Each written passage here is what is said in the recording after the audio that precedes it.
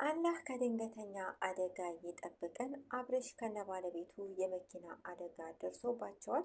ባለቤቱም በጠና እንደታመመች ነው ተናግሯል ማለት ነው። እሱ ትንሽ ይሻላል፣ ባለቤቱ ግን አራት አጥንቶቿ ተሰብሯል ብለዋል ማለት ነው። እንግዲህ እኔ እስካሁን እርዳታ ጠይቄ አላቅም፣ ግን አሁን እባካችሁ እርዱኝ ብሏል። አላህ ስብሃነ ወተዓላ ካሉበት ጭንቅና መከራ ያውጣቸው፣ አላህ አፊያቸውን ይመልስላቸው።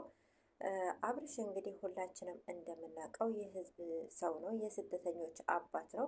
ለተቸገረ ለተጨነቀ ሁሉ የሚደርስ ነው። እሱ ደግሞ ችግር በደረሰበት ሰዓት እኛ ልንደርስለት ይገባል ማለት ነው። ሁላችንም ከጎናቸው ልንቆም ይገባል። ሲበዛ ደግሞ በዱዓ ማለት ነው። አላህ ሱብሃነሁ ወተዓላ እንዲያሽራቸው፣ ባለቤቱንም አላህ እንዲያሽራት ዱዓ እናደርግላቸው።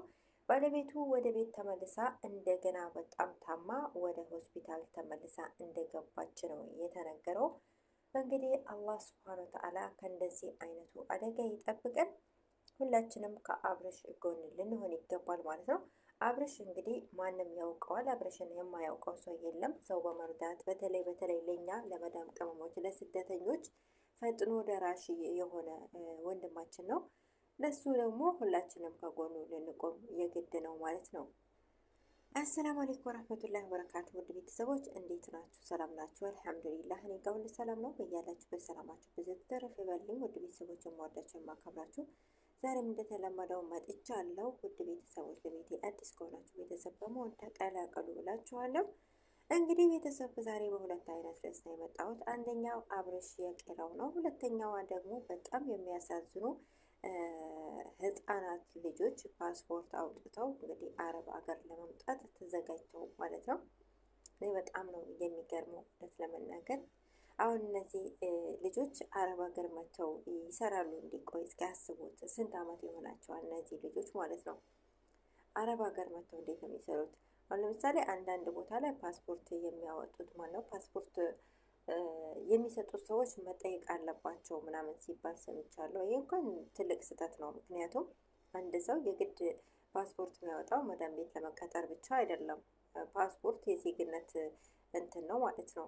የዜግነት መታወቂያ ነው። ስለዚህ አንድ ሰው እኛ ሀገር እንደውም ሀገራችን ያላደገች ሀገር ስለሆነች ነው እኛ ውጭ ሀገር ስንመጣ ብቻ ፓስፖርት የምናወጣው። አንድ ሰው የግድ የዜግነት መታወቂያ ያስፈልገዋል ማለት ነው። ስለዚህ ፓስፖርት የዜግነት መታወቂያ ነውና ማንም ሰው አንድ ህፃን ከተወለደ ፓስፖርት ሊኖረው ይገባል ማለት ነው። እና ፓስፖርት የሚሰጡ ሰዎች ወይም እዛ የሚያወጡ ሰዎች ምንም ተጠያቂ አይደሉም ማለት ነው። ተጠያቂ ናቸው ብዬ የማስበው ቤተሰብ ናቸው። ቤተሰብ እነዚህን ህፃናቶችን ፈቅዶ መላክ ያለበት አይመስለኝም። አንዳንድ ቦታ ላይ ደግሞ አትፍረዱ፣ ኑሮ ውድ ነው፣ የኢትዮጵያ ኑሮ በጣም ተወዷል እና እናንተ ለመፍረድ ቀላል ነው ምናምን የሚሉ ሰዎችም አሉ ማለት ነው። በእርግጥ ሁላችንም እናውቃለን። ያው እንግዲህ እኛ ምናልባትም አረብ ሀገር ወጥተን የኢትዮጵያን ያለበትን አሁን ያለውን ነገር ስለማናይ ሊሆን ይችላል። ነገር ግን አላቅም ብቻ ወላሂ ሀቂቃ ቤተሰብ እነዚህን ህፃናቶች ልጆች ወደ አረብ ሀገር ልኮ እንዴት ነው ቀልቡ በቃ ልቡ ተረጋግቶ ቁጭ የሚለው ማለት ነው። እና አላቅም ብቻ ወላሂ በጣም ከባድ ነው።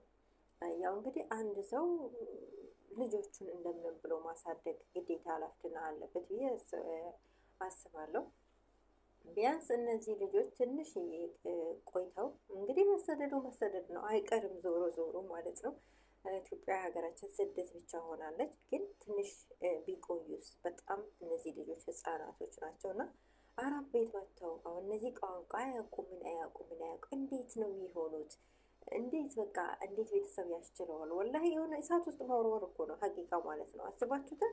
አንደኛ አያውቁም ምንም ነገር ህፃን፣ በዛ ላይ ልጅነት አለባቸው እና እንዴት ነው የሚችሉት? እንዴት ነው የሚቋቋሙት? እንኳን ትልቅ ሆነው የመጡት እንኳን እንትን ይላሉ፣ አስቸጋሪ ናቸው። እና ብዙዎች ደግሞ እኔ በ14 አመት የመጣው እኔ በ9 በማነው በ10 አመት የመጣው የሚሉ ልጆችን ማይቻለው ኮመንት ላይ ማለት ነው። ውሸት ነው አላውቅም። አንድ ሰው በ10 አመቱ ምናልባት ከቤተሰቡ ጋር ካልሆነ ለስራ ብሎ በ10 አመት የማይታመን ነገር ነው ማለት ነው። እና ምናልባት በ14 አመቴ በ15 አመቴ የሚሉ ልጆች ሊሆን ይችላል ማለት ነው። እና ብቻ ከባድ ነው። እና ያም ሆነ አሁን ብዙዎች በእንደዚህ አይነት አመት መጥቼ 6 አመት ሰራው 7 አመት ሰራው የሚሉ ናቸው። እና በነገራችን ላይ አሁን የሚመጡ ልጆች እና በፊት ከ5 አመት ከ6 አመት በፊት የመጡ ልጆች በፍጹም አይገናኙም ነው ሙላችሁ። በፍጹም አሁን የሚመጡ ልጆች ማለት ነው። እውነቴን ነው ሙላችሁ። በቃ ይሆናል አይደል? በቃ የሆነ አስቸጋሪ ናቸው ባህሪያቸው ሁሉ ማለት ነው። ስልክ አልተሰጠኝ ብለው ይላሉ። የሆነ ነገር በቃ አልተደረገልኝ ብሎ ቀውጤ የሚፈጥሩት።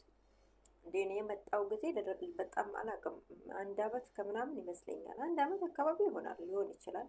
ስልክ አልያዝኩም፣ ስልክ አልነበረኝም እና ከዛ በኋላ ነው የገዛሁት ማለት ነው። አሁን ግን ልክ ከኢትዮጵያ ሲመጡ አንደኛ ስልክ ይዘው ይመጣሉ ማለት ነው። ካልሆነም ልክ እንደመጡ እዚህ ስልክ ካልተሰጣቸው ካልተፈቀደላቸው ያዙኝ ልቀቁኝ ነው የሚሉት ማለት ነው። እና እኔ ወላሂ በጣም ነው የሆነ በቃ እገረማለሁኝ። እና እኔ ያን ጊዜ ስልክ በቃ ለመግዛት ፈራሁኝ የመጣው ጊዜ ማለት ነው። የራሴን ጊዜ ሳስታውስ ወላሂ በጣም ፈራሁኝ።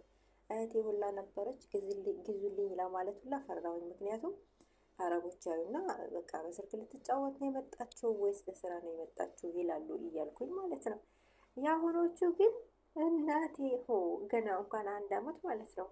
በቃ በመጡ ቀጥታ ከመጡ ወዲያው ነው ስልክ መያዝ የሚፈልጉት ማለት ነው። ስልክ ካልተፈቀደላቸው ደግሞ ይወጣሉ። እንዴ ኢንተርኔት የለም ብለው እኮ የሚወጡ ናቸው። ኢንተርኔት አላገኘውም ብለው የሚጠፉ ልጆች ናቸው እኮ የአሁኖቹ። አላውቅም፣ እውነት ለመናገር ከባድ ናቸው አሁን የሚመጡ ልጆች ማለት ነው። እና ድሮ የነበረውና አሁን አዲስ የሚመጡ ልጆች በፍጹም የማይገናኝ ነው። እና እነዚህ ህጻናቶች መጥተው እንዴት ነው የሚሆኑት? እንዴት ነው ይችላሉ ወይ? ስራ ወደስ እንዴት ነው? ብቻ ቤተሰብ እንዴት አስቻለው? ሀቂቃ በጣም ያሳዝናል።